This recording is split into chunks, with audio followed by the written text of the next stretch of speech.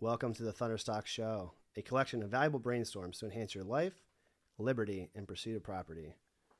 Today's guest interviewee is a fellow South Lebanon entrepreneur in the marketing space, Andy Greider. Welcome. Thank you, Ross. It's good to be here, man. This is awesome. Hopefully the commute wasn't too rough for you. No traffic, no Amish buggies. I was in good shape. So They can can't sneak up argue. on you, especially in South Lebanon, the mean streets. So, Andy, I have a bunch of questions to ask. And the first one is the first one. You've been an entrepreneur now for as long as you can probably remember, but it's like your first kiss, so to speak. Do you remember your first entrepreneurial project? I do. I worked for a company called Variations in Video, which was a small little video rental store. This, for some of our listeners, might be completely foreign. It was the stuff that predated Blockbuster. And we were selling VCRs and renting VHS and even beta tapes. So there were even beta tapes and beta machines. And I started selling those VCRs. And then I realized the moms and dads I was selling them to had no idea how to set them up. So I hired some of my dear friends to go and help set them up. And I charged $100 cash. I kept 50, they got 50. And I got my commissions for selling the VCRs from the owner of Variations. I sold enough that I walked out of there with more money than most high school kids ever could dream of, and had a nice little side hustle running for quite a few years. So the W-2 aspect was the sales. Yep. And then you're like, hey, there's a market need. I can fill this need. And Yep. you started the hustle, the stack it as a value add to the business, where the business loses no money. Right. The customer becomes happier.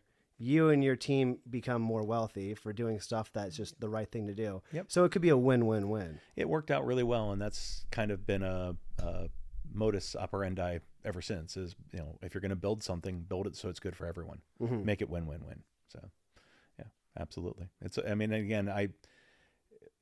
That spark really just took off from that point onwards, and it was solving problems, meeting market needs, doing it in a creative way, building it win-win-win. So. Leads me to my next question. Mm-hmm. I've seen your email signature enough times, and I've seen your digital presence. You remind me daily, because we communicate quite often, that you are a dot connector, that what dots can you connect for others? Right.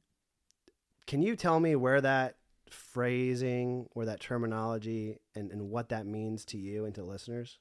Sure. There's a general philosophy I have that there are referrals, there are introductions, and then there are connections. So a referral is you're sending someone business. Hey, Ross, I have someone who will be a good client for you. They're going to need your fractional marketing services. Here's why. That's a referral. An introduction is, hey, Ross, I met somebody that I think you're going to think is really cool, and they're going to dig you too. You guys are going to have a great conversation. You can see where it goes from there. That's an introduction. A connection is sort of a combination of those two plus a little bit more, in a way. You're seeing something where there's a joint venture possibility. You're seeing something where there's a problem solve. You're seeing something where there's a chance to bring solutions together into one room from one touch point. And you're building out a connection of, this is Ross, this is what he does. This is why I think this will be a great thing for both parties. This is Chris, this is what he does. This is why this will be a great combination for both parties. And then if it's a connection, I always end it with the similar type of thing, which is, if I can do anything else to help from here, please let me know. And if there's any more dots I can connect, let me know. Also, let me know how your meeting goes, if I'm not going to be sitting in on the meeting. Now, if there's a lot of strategic value that I feel like I can add, I'll ask to sit in on the meeting as well, the first meeting. A lot of times it's already done in the email because I take the time to build a very cohesive case for why. So, people always say, you say you're a problem solver and a dot connector. And I said, well, they're kind of cogent to each other. They're parallel at least, and sometimes they cross paths, because the way I problem solve is by bringing things together and connecting the dots. So it might be partners, it might be solutions, it might be ideas that come together, but it's all created from one touch point then, and you bring everything into one centerpiece. So as an example of something, you might know a manufacturer in your network, and you might know someone who does like logistics and distribution. Right. I mean, this is an easy slam dunk dot connection. Right. But the nuance to it is, one, they don't know each other. Right. Two, they may or may not know that they have a need that could help their business or their life get better. And three, when it comes to sales and persuasion, there's this concept of like building a bridge and letting somebody walk it, like to cross from point A to point B, the idea bridge. But you're kind of like, hey, I'll escort you. I'll be the ferry, so to speak. Yeah, it's got its cool moments, and there's times that it just totally synergistically works, and you're loving it and amazed and impressed. But there's a lot of times you have to. There's that old expression: the fortune's in the follow-up or the follow-through. And it's absolutely key. If you don't hear back that these two have met, if you don't hear back how it went, touching base again, hey, I'm bumping this just to see if you guys got together. If you find out they didn't, you want to find out why. If you find out they did, but they didn't get back to you, you also want to find out why. Did it go poorly? Did it go well? What did you see? Did you see the same things I typed into the email? And again, so I've been finding now these days, especially with some of the more complicated ideas that I've been trying to frame together for folks, sitting in matters at this point. Really? When there's when there's strategic value that I can bring to make sure that the first couple meetings actually get traction. If you're going to make the introduction, you might as well be in those meetings. You might as well take that time. It's just simpler, much simpler to do. And so that's what we try to do.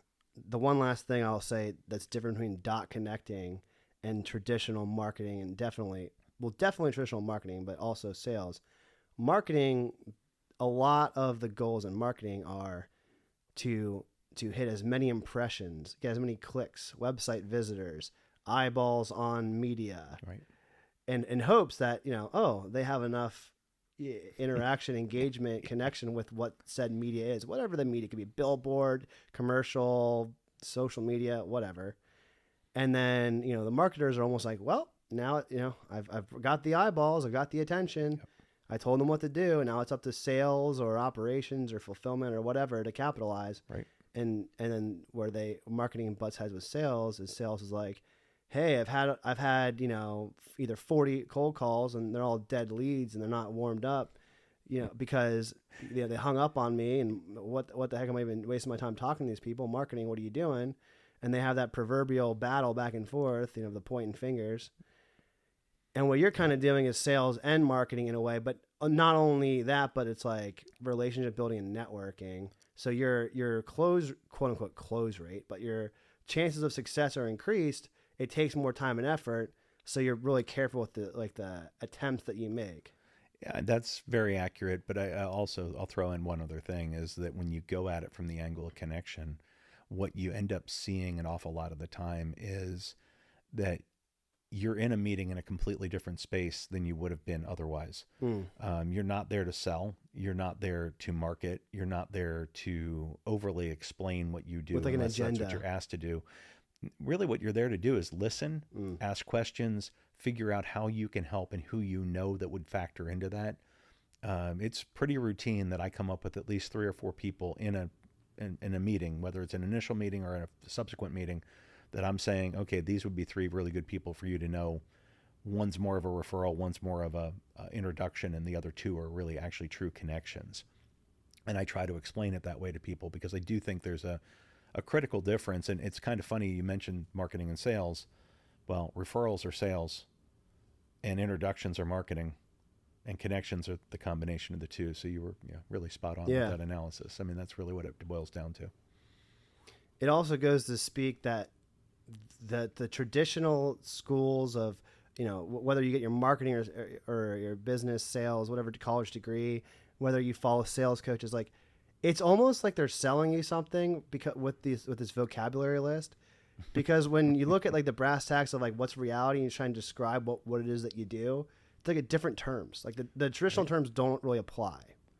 Well, I mean, they do in a way, but like they're yes and kind of a thing. Exactly. You get to create your own reality with this, which I think is probably the next iteration of how we're going to do business, is there's a lot of people that are creating new ways to do the business. The old pat, generic, standard ways that, as you said, sort of are the lip service to the coaching industry, or the here's how you do it. The way it's always been done isn't going to continue to work. There's going to have to be creative mindsets around how things happen, because as humans, we're starting to interact with each other in a much quicker way. We're interacting with each other in a much more personal and authentic way, and those matter. And marketing can't always do that, especially when it's billboards and simple things like more simple things. But and sales is a hard time to do it too, because people don't want to be sold. They want to buy from you. Mm-hmm. They don't want to be sold. They want to buy from you at the most. I also feel like they want to be helped. Yeah. They don't want it to be, your idea because your commission, because your family, because your overhead and your quota. They want to be like, hey, what are my needs? Are they being actually addressed? Or like, well, and that's what this does, is it helps make that happen first and foremost. And I think anytime you put the other person first, you win. Yeah. Yeah. It comes back to that win-win-win from before. And the worst case scenario for you is you invested a little bit of time trying to help somebody. Okay. Yeah. Doesn't hurt my karma. Yeah. There you go. So. That leads me into my next question.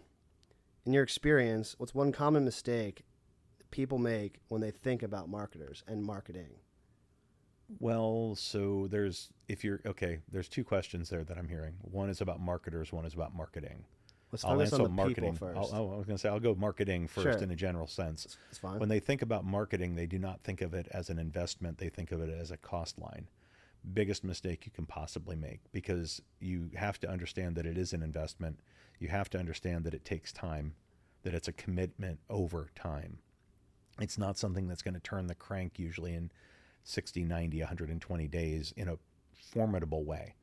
You're never going to do marketing that gets you exactly what you need inside of 90 to 120 days. It's just not going to happen, no matter how much money you throw at it.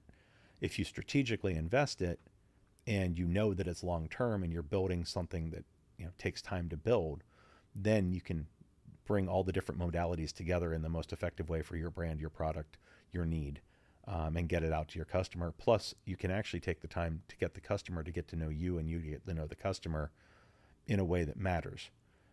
And that's when you build those authentic, ongoing relationships that matter. That's what everybody seeks, but they don't ever want to put the time and the effort and the investment. Yeah. Right.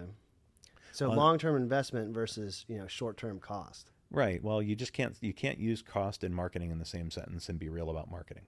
That's pretty much what it boils down to. It's either an investment or you shouldn't bother, in my opinion. Marketers, I think, are massively misunderstood as a concept, because I think there's so many different people that call themselves marketers. So it's partially the marketer's fault on that side, because there's a lot of people that call themselves a marketer, but they might be a writer, or they might be a photographer, or an SEO expert, or any number of other things, but they're a specialist in marketing, but they call themselves a marketer. So somebody says, oh, my last marketer could do this, this, and this, but you don't do any of that. No, because I'm a specialist in PR, or I'm a specialist in XYZ. That's where I work. Well, but you called yourself a marketer. So I think it's really important for marketers to niche down. Ironically enough, we're talking about marketing and niche, but if they don't niche down and say, this is what I do. Now, if you're a fractional CMO like you are, you end up doing a lot more things. You've got a team that is around you that does a lot more things, but there's still a defined role for a fractional CMO. That is spot on. If I were to call somebody an artist, that person could be a musician. They could be a painter. They could be a dancer, a sculptor, anything. Any kind of, like, there's a million ways to become an artist. They're all considered artists. Scientists, same thing. To your point about niching down, I think it is one of the most common mistakes. Again, I don't want to hijack your question, that people try to overrepresent what they're really good at. Yeah. And they bite off more than they can chew. And what I tell clients right up is like, I know enough about every part of what I know about in marketing that I can determine, like, is this quote unquote right or directionally appropriate trying to get to your goal? Or is this like probably going to be a waste of time and effort? Or are we getting, hoodwinked by an agency?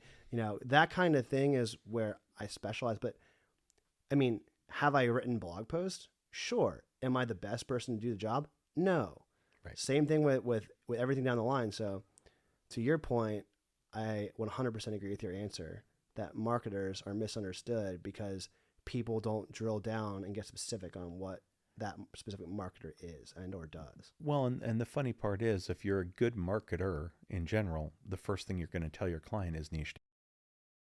Is find your tribe, find the people that really believe in you, because I don't care what you're selling. It could be widgets and it could be services. It could be $100,000 coaching packages, and it could be $10 towels for drying off your car. Mm-hmm. It doesn't really matter.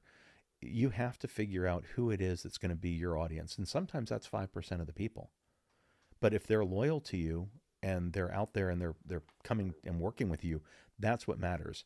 And I think a lot of times people get stuck in, I need more exposure, I need more traffic. No, you need the right traffic and the right exposure, and you need it done properly. And so I think that, again, people will hire people, again, that overrepresent themselves. I think that's a really good point, Russ. But you also, the other thing you end up paying for in marketing is experience. When you invest your money in, you invest your money in based on what this person has done, what they've Mm-hmm. gone through. I can tell you, I'm turning double nickels this summer. 25 years ago, if somebody had hired me, they wouldn't have been hiring the same person they're hiring now if they'd hired me to do the work now, by any means. Not only is my network a lot vaster and a lot bigger, and I have a completely different mindset about how I go about everything, but the amount of things I've seen, the amount of things I've gone through, the amount of clients I've helped or failed at helping, Which can be very have all valuable taught, too. have all taught lessons. Yeah, exactly. Yeah. Yeah. Some of my Absolutely. biggest lessons have been when I haven't met the goals or expectations. Yeah, yeah. There's some black eye stories that are classic that way, and you do learn from them if you're smart. And you to me, it's not a failure, it's a lesson if you take it right. And that's Yeah. the other thing. I mean, I don't love the word failure because I don't think anybody truly ever fails as long as they learn from it. Yeah, I mean, failure is not fatal. It's not like if you're still alive and your loved ones are still alive and you're not like in jail, you know what I mean? You're Yeah, not bankrupt. You're not like, there's no catastrophic, bodily harm. Like we do marketing. Like at the end of the day, if we don't look at it like somewhat of play, where right. it's a fun, engaging game, then I think people are kind of missing the point. Like, but one thing that you said that I wanted to touch base on too is it doesn't matter what it is that you're marketing. It matters who than what. And I think a lot of businesses that engage with marketers like us want to focus so much on their product and their service and like what they do, like focus on themselves. And it's like they're talking at the audience versus Right. like talking with the audience. Well, it's You can never have too much features empathy. features over benefits at a minimum. That's the easiest way to Yeah. say it. And then, but the other part is, if there's no empathy, if there's no compassion, if there's no authenticity, and there's no care towards the audience, if you're not actually making the audience believe in you as a manufacturer, provider, seller, company that they care about. And I mean, one of the ways companies do that a lot now is they identify with causes and they bring people that identify with that cause to them. They might donate 10% of they're a B Corp, or they're a company that does other good things in the overall scheme of things that people will identify with. That's starting to matter so much more. Company branding has turned completely on its ear that way, compared to where it was. And there's still a lot of companies that will argue with you and tell you that doesn't matter. The other concept that I really believe affects your overall marketing as a company is if you become an enterprise engagement company, which is essentially where everyone in the daisy chain that touches you, your products, your staff, everything, down to the mailman that delivers, the UPS guy that delivers, the woman who runs the cafeteria in the cafe down in the atrium of your building, they all know what you do in a sentence or two, and they understand what their role is in that. And if you get that kind of engagement within your own company, then that transfers over very nicely to the right people as your clients. In other words, companies also forget that they're marketing themselves to their internal team. As much as they're marketing to their customers, they're communicating messages and brand for their internal And for it's themselves. so important, because you can have all the right people on the bus, but if they don't know why they're there and what they're doing each day and how it forwards the mission that they believe in, you're not going to get the traction that you need out of those people. You might as Period. well work it anywhere, Yeah. right? And then Well, you're just collecting right. a paycheck. Yeah. So this brings me to my next question. So my next question is, you just signed a new partnership. Mm-hmm. What does the first 90 days look like in that engagement?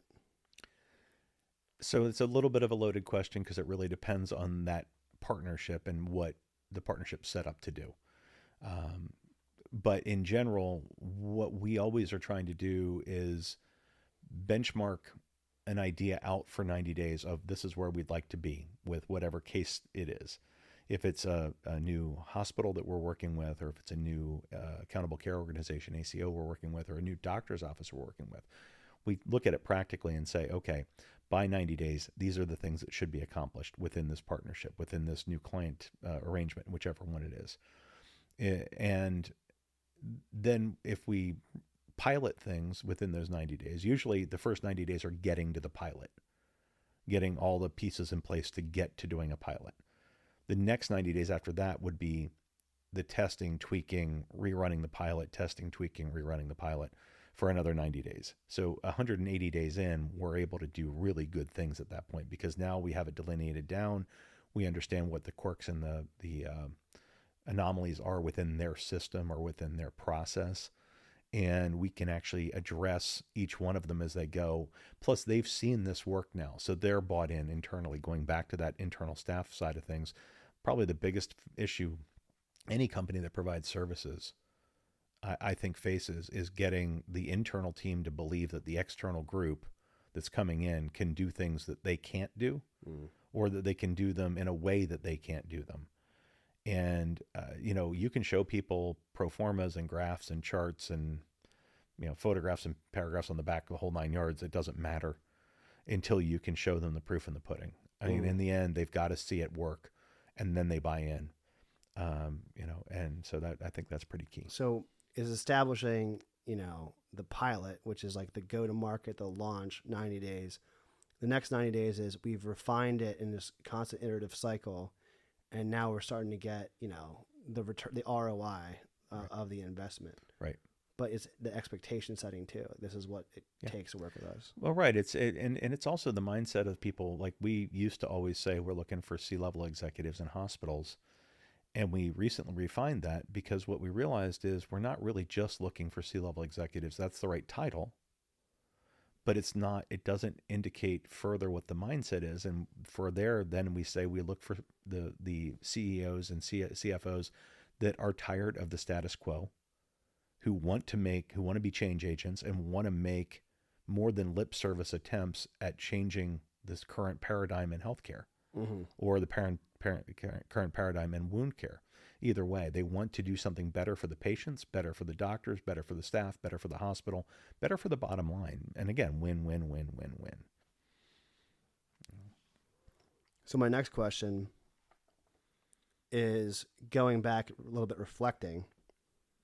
So back when you had your first gig, I'm assuming when you were doing your VHS sales and service side hustle, you're around the age of 18, post-high school-ish, teenage 15, 16. So teenage years. Yeah. If you could go back in time knowing what you know now, what, or if you could go back and ask yourself, put yourself in those shoes, what did you want to be when you quote-unquote grew up? Like, what was the dream? Well, my running joke is that I haven't grown up yet, so I'm still figuring that part out. But that's honest. Honestly, back then I wanted to be a journalist. I really thought that I could help change the world by reporting honestly with integrity what was happening. And then I found out there was an ethical problem in journalism, like I had some. I had some ethics, and I wasn't willing to do the things that they wanted me to do. And this is even back in the late 80s, early 90s.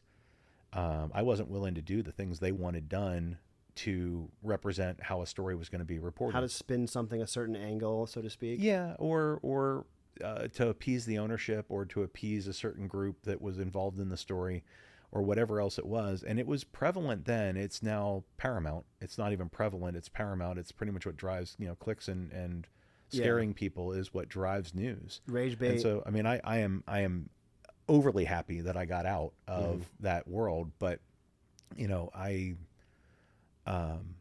I just, that was the dream though at the time. I mean, I really, 18, 19, 20 years old, I really thought that's what I want to do. I went and worked for Worldwide TV News in New York City. I was in second largest market in the world. And it was remarkable. It was an amazing, 18, 19-month run.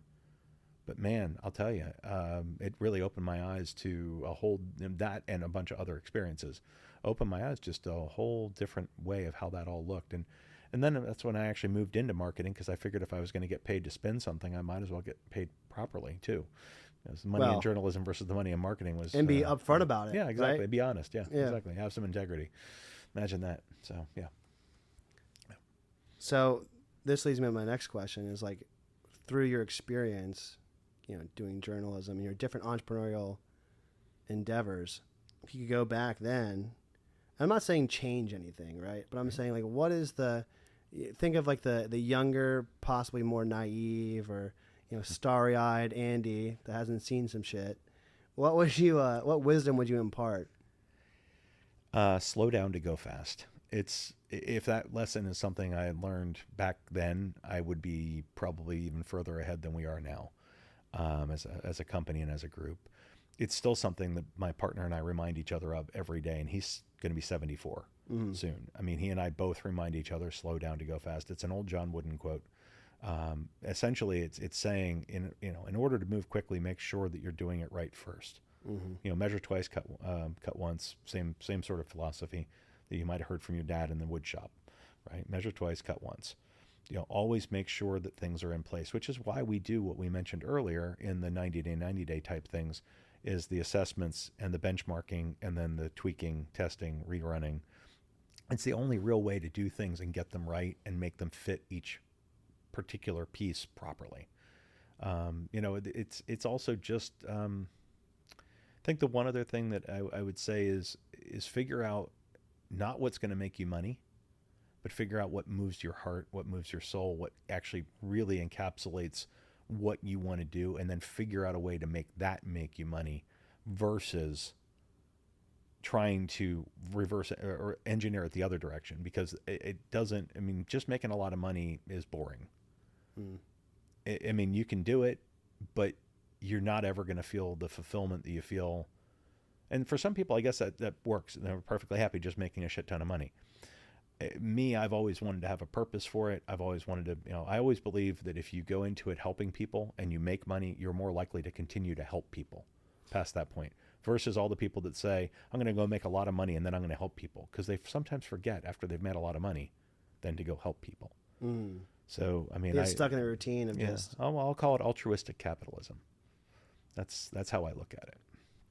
So one point on John Wooden is, I know that when he started Seasons coaching with the brand new incoming class and whatnot, the first lesson was how to tie your shoes properly, because what his logic was, people can get career-ending ACL injuries, and oftentimes that comes from not doing the basics of making sure your socks are pulled up, making sure your shoes are tied appropriately. Because if you have an issue with your shoe, you may have an issue with your ankle, which would have stability.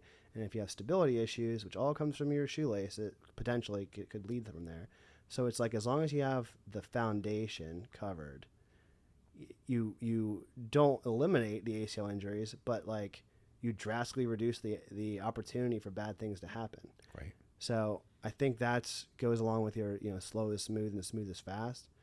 And the other interesting point you made about, doing things that give you purpose, and, if you know your why, you can withstand almost any how. Like, it gives you more grit and toughness with what you do to hang in there and have the patience. Because if you get intrinsic reward, the extrinsic reward will come eventually, right, insofar as you keep sticking with it and providing value and helping people. Truth. I think what happens is some people get too impatient, or they just don't care enough and they want it now. It's like that quick dopamine hit. And again, slow down to go fast. That's you've got to have things in place for you to actually enjoy the fruits of the labor. That's another part to that saying. It all sort of morphs. There's a lot of different directions that can go. I've spoken with people that want to change the world and bring their brand and product to the masses and become this huge entity, but they didn't want to make any money. And what I have to remind them is, look, you're kind of the opposite end of the spectrum of the stereotypical Wall Street like stockbroker. Right. I'm not saying all people that work on Wall Street as stockbrokers are that way, but the stereotype is such that they only care about profit and they don't care about people. If you only care about people, you don't care about profit, then you're kind of missing part of the mathematical equation where you also need some money left over to take care of those around you. Yeah. Well, but you've always been super.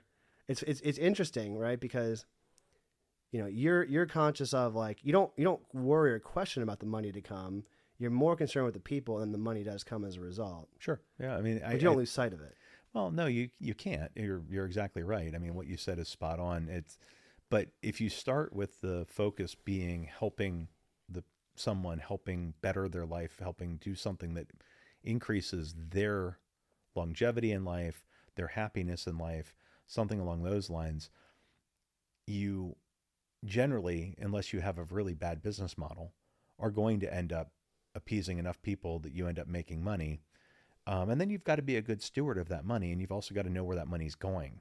So when you're making the investment in marketing, or you're investing in your human capital of folks that are working with you, I am always amazed at the amount of people I hear talk about turnover like it's not a big deal. In a company, and they act like that's not a huge waste of money. And I had a conversation at one point with the CEO who told me, our turnover is not an issue, and it was at 14%. He ran a warehouse largely, and 14% for a warehouse is actually kind of low, but it was still. He told me, I'm not worried. It's well below the industry standard. I said, what if we could get it down to 7%? What if we could cut that in half? Well, I'm not that worried about it. And I sat down, just did a calculation really quickly of how much money that would mean, cutting it in half.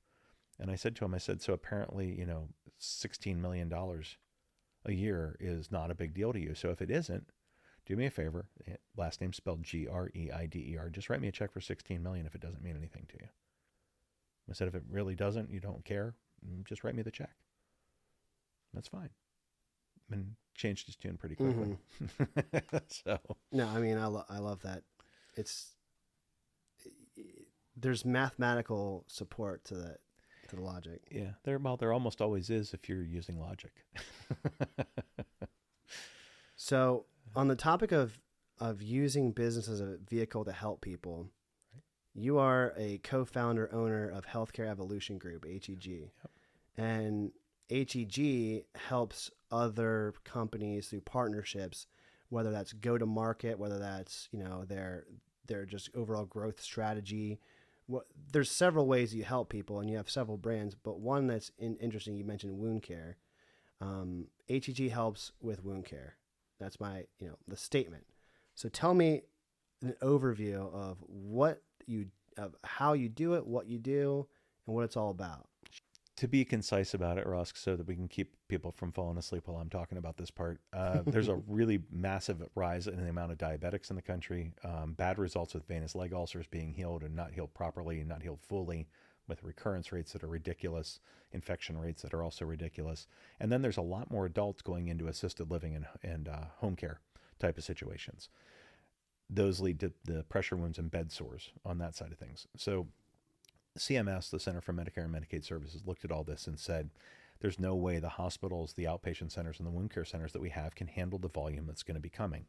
So they opened this up to Part B billing. Part B billing being, your primary care, your family practice, your podiatry, dermatology, your home care, your assisted living, possibly also physical therapists or nurses, depending on the state. And a lot of primary care folks that we talk to aren't even cognizant of the fact that currently almost 1/3 of wound care is done by primary care physicians. There are quite a few distributors out there, quite a few manufacturers out there that do some form of these amniotic allographic grafts that are able to heal wounds 50% faster or more, able to decrease the infection rate, able to decrease the recurrence rate down to almost zero because they heal from the inside out versus the outside in. The industry had a few problems though, and the large part of that was that it all started at the beginning of COVID pretty much. A lot of people rushed in, they made promises they couldn't keep, a lot of nightmare stories there.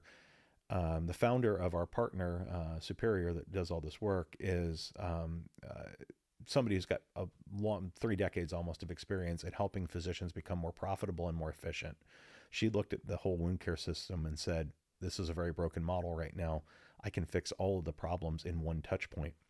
She built a system that literally does that. And as a result, I mean, about 82 to 85% of the doctors we talk to, we close. So it's more a matter of the doctor putting their hand up and saying, hey, I have an interest in helping my patients that I see, that I currently refer out. I'd rather keep them here for patient continuity's sake. I understand this can also help increase my cash flow. And since you guys have solved all of the issues I have, whether it's reimbursement, whether it's worries about supply chain or product selection or ease of training or any of those types of things, you guys have taken care of all of this in one model. Now I'm interested. Now I want to see more. Now I'm ready to roll. And, you know, a typical physician is going to see, let's just put it this way, an end to their cash flow issues without selling on the margin, which we're not allowed to do. But, you know, making it clear they're really not going to have cash flow issues if they bring in wound care into their practice and they have even a couple patients, like 2 to 5 they see each month. If they start seeing more than that, and we're going to have marketing programs in place where have, word of mouth alone does an amazing job once you start seeing patients, but there's more to it than that. So to put a graph on it, so to speak, yeah. So to put a cap on it rather is, you know, you're making a win-win-win where you're helping the market need of an increase in elder care, very specific niche down, almost that's becoming a larger and larger problem. You're connecting the industry experts who have the experience with doing said wound care. Connecting the manufacturers and the distribution chain. You're bridging that gap between the providers, like the B2B2C, to the medical professionals, so that they can have this new solution to help a problem that they're not really equipped to solve. And then the idea is to get this, you know, emerging phenomenon, this emerging issue under wraps, so to speak. And by making that connection, you know, you don't ever get to step 3 if you don't connect 1 and 2. Right. And we're seeing a very interesting curve in the graph here. It's starting to go into the hockey stick realm, where more and more and more folks that we talk to are like, okay, this makes sense. Let's do it. Let's run with it. And then we're starting to hear the patient success stories where, folks that they would have referred out are getting the care. And again, if you think about any of the seniors that you know, I think about my own parents. What's the one thing they really don't love to do, especially when it comes to their medical stuff, is any change, any new things, any having to go see a new specialist or go to a new building or go anywhere else like that. It throws them off their routine. And so as a doctor, you know, I think the patient continuity part of it even outweighs the financial aspects of it. It outweighs almost everything except for the final results for the patient. Because again, you're in a really good position when you get through these treatments, because again, they're 50% faster. They're very, very low chance of recurrence and very low chance of infection. And, you know, by the way, the infection and the recurrence are what leads to the amputations or the sepsis or the death or anything else like that. That's the really ugly side of these. It goes back to John Wooden's learn how to tie your shoe. Yeah, it does. It does. How do we do that? I mean, we came Connect right a back few around. dots. We came back right around. I love it. So, Andy, Healthcare Evolution Group, Andy Greider, if you're a listener out there that either is a medical practitioner or you know someone who is, you know, how can we get in touch with you? How can we take this next step? Easiest way is andy@healthcareevolutiongroup.com. That's my direct address. My phone number is 404-516-4204. It's 404-516-4204. It's an Atlanta number, and I'm living in Pennsylvania, but hey, that happens these days with cell phones. And then, you know, I'm also on LinkedIn. You can look me up under Andy Greider. And if you use Healthcare Evolution Group behind it, you'll find me for sure. I do post there weekly, at least, on what we call Medical Mondays. A lot of good information there if you're interested in learning more about what's going on in this world and the other things that we do. And again, I'm always happy to jump on the phone. Text, phone calls, emails, all work. Cool. Thanks, Ross. Thanks so much, Andy. As always, it was a pleasure. Yeah, likewise, man. I appreciate it. This is a great show. Thunderstock out.